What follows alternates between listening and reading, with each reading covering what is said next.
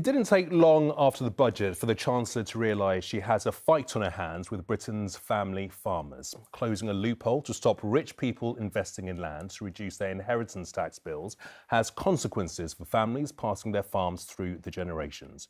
A new £1 million tax threshold will penalise them, and some say they may be forced to sell up. It's a scene almost unchanged for centuries. But as they bid for livestock, farmers here worry it'll soon have to be their land that's up for sale.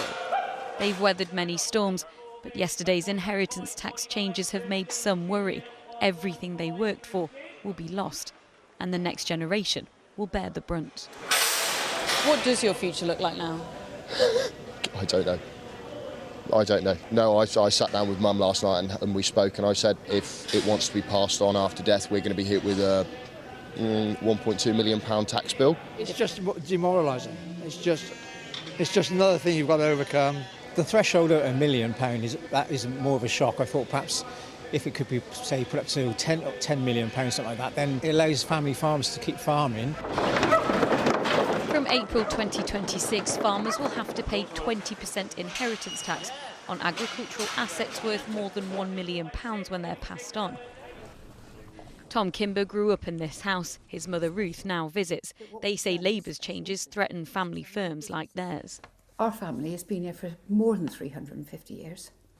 Tom estimates he'll have to pay around £700,000 in inheritance tax. He says despite farming 450 acres of land, he sometimes struggles to make ends meet.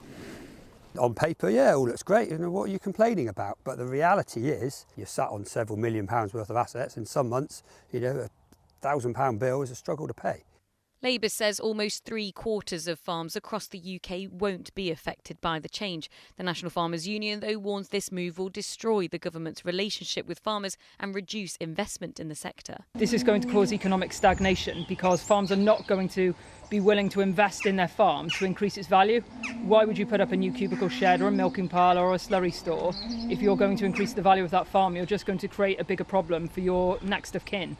The government promised it would listen and champion British farming, but many now say they feel betrayed after the first Labour budget of a generation that's left farmers wondering what legacy will be left for their families. Sangita Lal, News at 10, Cirencester.